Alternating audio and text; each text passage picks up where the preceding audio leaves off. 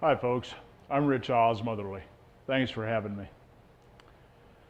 Over the past few years, I've been praying about doing God's will since I've become connected with a church that really is about doing God's will. And in that process, I went to work as a correctional officer in a prison. And I had wondered for many times why I was actually working in that particular setting, but I knew I was there for a reason. One morning I'm working in a pod. There's 70 inmates in this pod. And I get to know a young man that's 20 years old. He's a very clean-cut kid, stands about 6'2", and he's the type of kid that you wouldn't be surprised seeing down at your local grocery store, working down there, or even sitting in a bank office. Very humble young man. His name is Jacob. This is his story.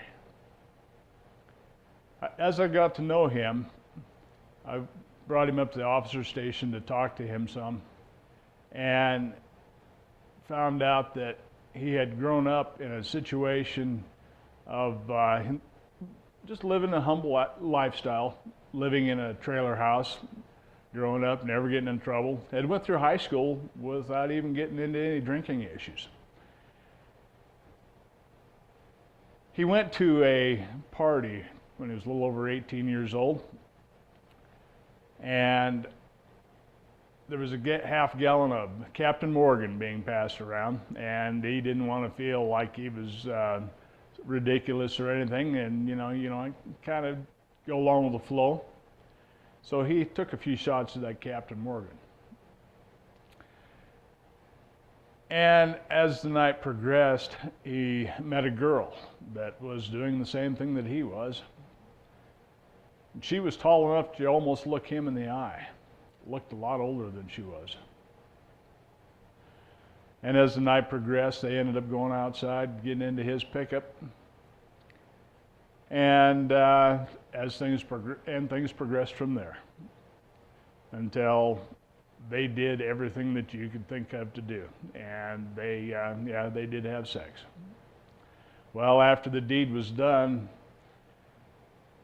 his phone rang, and it was Mom on the other end.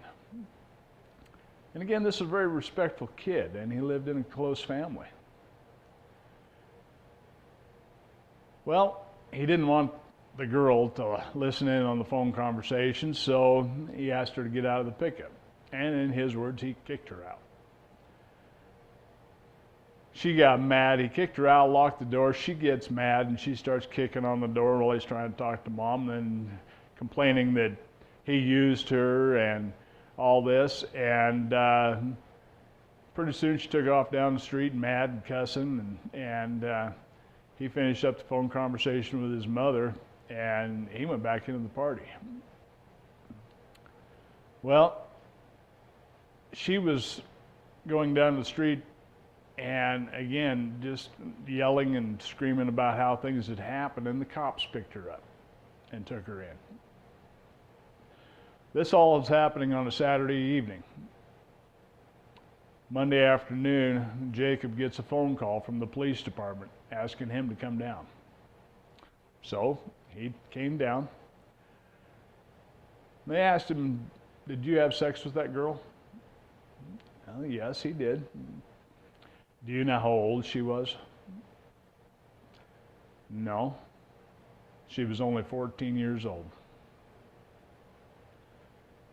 Well, Jacob is now serving a 20-year sentence for first-degree sexual assault. A young man that will be close to his 40s, unless he gets paroled first, be close to his 40s by the time the sentence is filled out. And the things that he was talking about that were going to happen to him now is that he's going to be a certified sex offender. He will always have to register every time he moves to a different location. He will have to register as a sex offender there. He has to live so many feet from a school district. he can never go to a school program to watch his kids. He can never go to a park to play with his kids. A whole lot of things that he will not be able to do because he is a certified sex offender.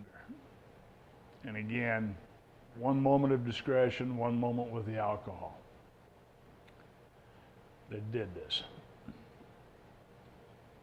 So kids, adults, when you're doing the drinking, it's better to just, step back and say, no, I'm not going to be a part of this.